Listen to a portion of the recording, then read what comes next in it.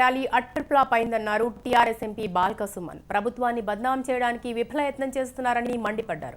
తెలంగాణ యువతకు సీఎం కేసీఆర్ నాయకత్వంపై స్పష్టత ఉందన్నారు. ర్యాలీ విఫలం కావడంతో దిక్కుతోచని స్థితిలో పడ్డారని అన్నారు. ప్రజా సంక్షేమం కోసం సర్కార్ చిత్తశుద్ధితో పనిచేస్తుందన్నారు.